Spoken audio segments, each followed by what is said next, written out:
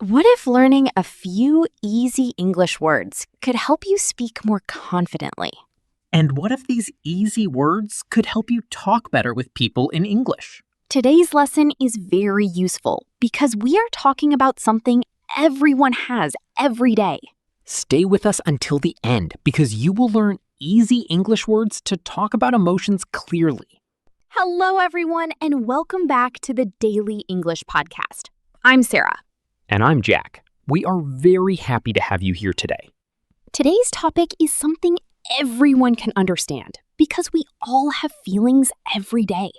Yes, we are going to talk about feelings and how to talk about them in easy English. Have you ever wanted to explain your feelings but did not know the right English words? Or maybe someone asked, "How are you feeling?" And you only said, "I'm fine." If that happens to you, don't worry.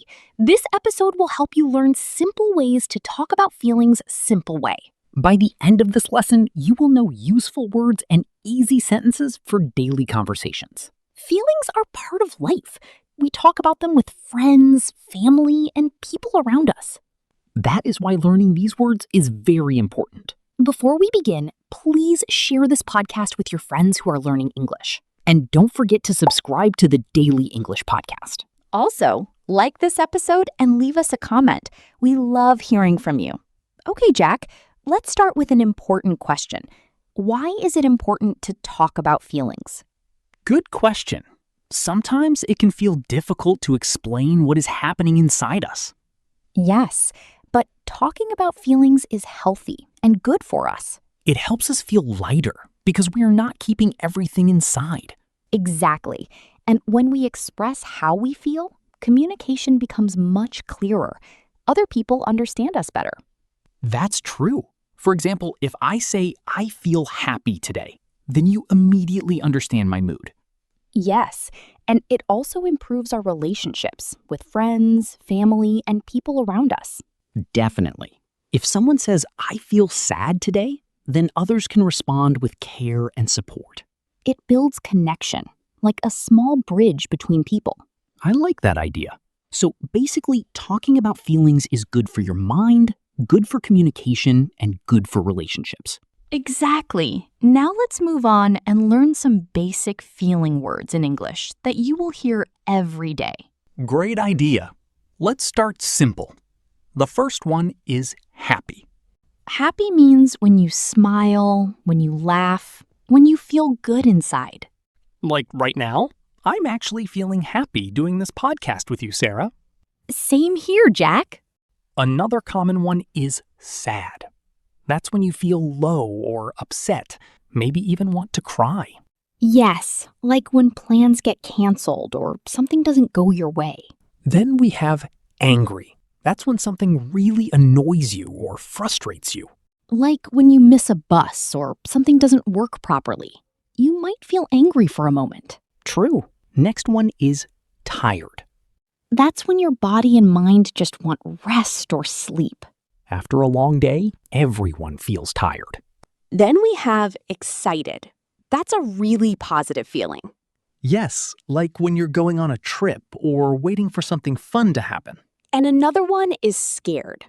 That's when something makes you feel afraid. Like watching a horror movie or hearing a strange sound at night. Finally, we have nervous. That's when you feel a bit worried or uneasy, especially before something important like a test or speaking in front of people. I remember feeling nervous before my first recording, but with practice, it becomes easier. Exactly. Practice really builds confidence. Now, Jack, let's talk about a very important grammar point for our learners. Yes, the difference between I feel and I am. This is really useful. When you say, I feel happy, you are talking about your current emotion. Right. It describes how you are feeling at that exact moment. But you can also say, I am happy. That is also correct. Yes, both expressions are used in English. So you can say, I feel tired or I am tired. They mean almost the same thing. Exactly. It depends on how you want to express it, but both are natural in everyday English. Don't worry too much about the difference at this stage. Just pick one and use it. Perfect advice, Sarah. All right, now let's move a step forward and explore some more specific feelings. These words will help you describe emotions in a much clearer and deeper way. Oh, I like this part. First word is frustrated.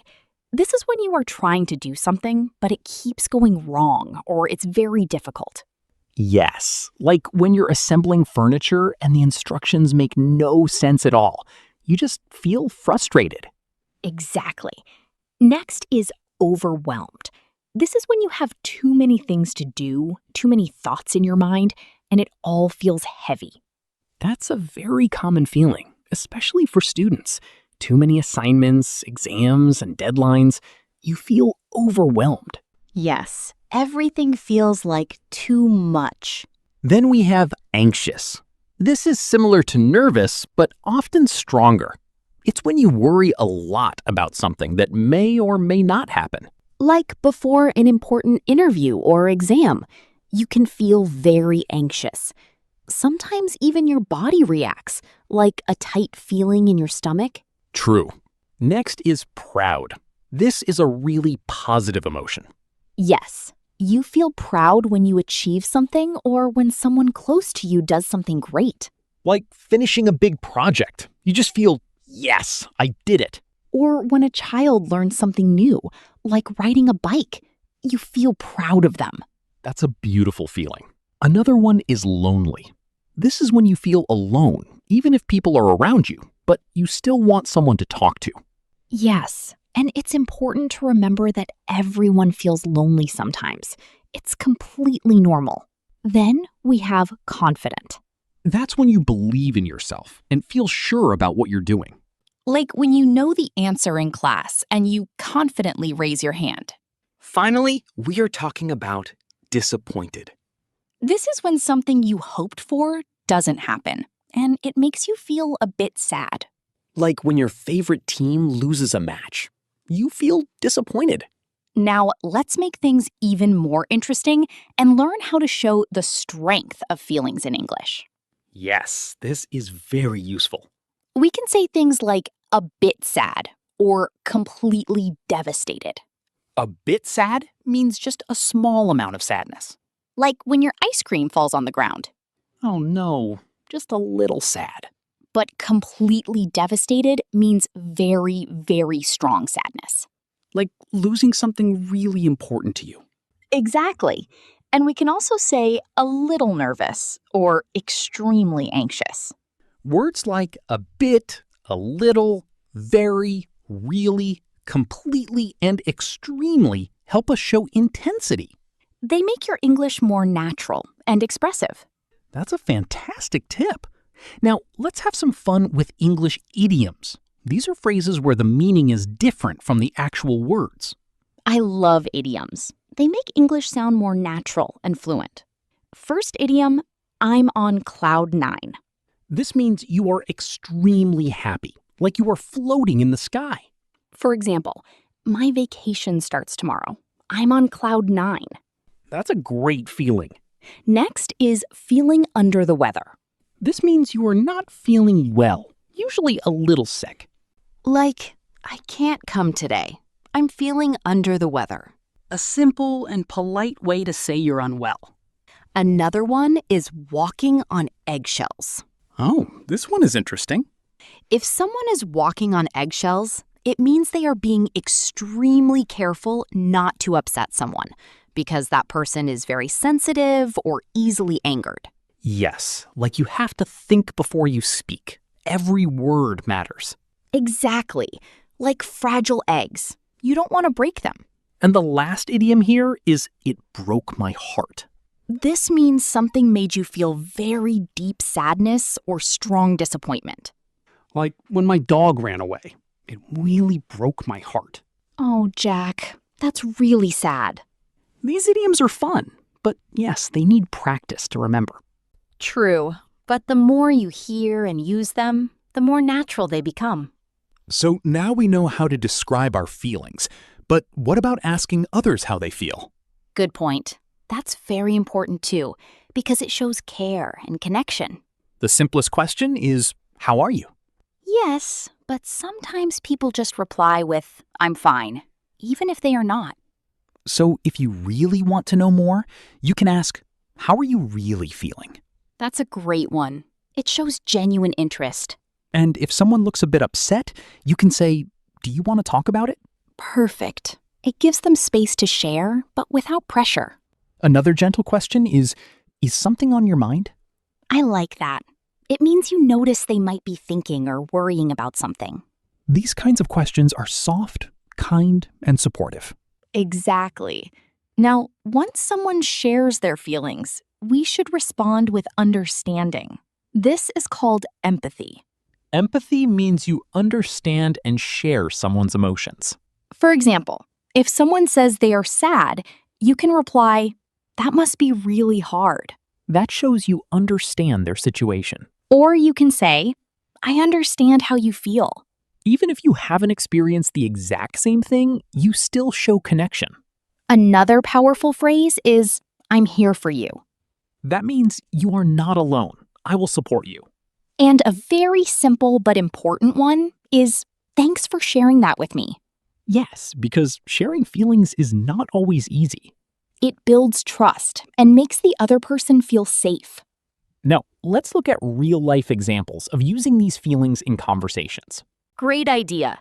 Imagine you had a very bad day at work. I might say, I'm feeling tired and a bit frustrated today. Everything was going wrong. Or you could say, "I'm feeling a bit overwhelmed with all the work today." Perfect. Now, what about excitement before something fun? Easy. "I'm so excited for my vacation next week." Or, I'm on cloud 9 about the concert tomorrow. Now, what about sadness or disappointment? You could say, I'm really sad about the breakup. It broke my heart. Or, "I'm disappointed that things didn't go as planned." These expressions make your English sound more natural and real. Exactly. Practice is the key. Say them in your mind or speak them out loud. Let's talk about feelings in a work environment. Sometimes stress becomes too much. Yes, and it's important to express it in a professional way. You can say, I'm feeling a bit burned out.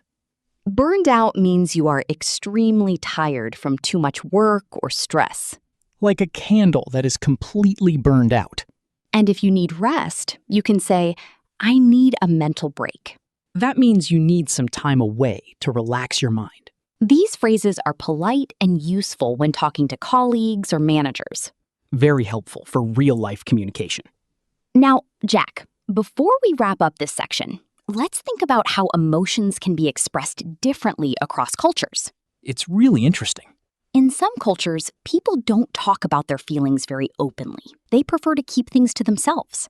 And in other cultures, sharing emotions is completely normal, even expected in daily life. Exactly. English can sometimes feel more direct or open when it comes to expressing feelings, compared to some other languages. Yes, and in English-speaking cultures, being able to clearly express how you feel is often seen as a positive thing. It shows honesty, and it also helps build trust between people. So when you learn English, you're not just learning words, you're also learning a bit of the culture behind the language. It's all part of the journey. Exactly. Don't be afraid to express yourself. It's a skill, just like grammar or vocabulary. All right, Jack, we're almost at the end. But before we go, let's share a few final tips for our listeners to improve their emotional vocabulary. Great idea. My first tip is keep a feelings journal in English. Ooh, I love that. Every day, just write a simple line like, today I feel happy because, or today I feel a bit tired because. It helps you practice real emotional expressions. My second tip is describe your day using feelings, not just events. Yes. So instead of saying, "My day was good," you can say something like, "My day started a bit stressful, but later I felt really proud of what I achieved." Exactly. That makes your English much more natural and expressive. And don't worry about mistakes. Mistakes are part of learning. Absolutely. That's how progress happens. That's wonderful advice, Jack. And remember, everyone, talking about your feelings is a journey, both in English and in life. Be patient with yourself. And we are really proud of all of you for learning and growing with us. That's all for today's episode of the Daily English Podcast. Thank you so much for joining us. Yes, thank you, everyone.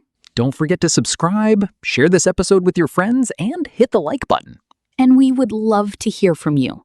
Leave a comment and tell us, how are you feeling today? Or share a moment when you felt really excited or really happy. We can't wait to read your comments. See you next time, everyone. Bye-bye.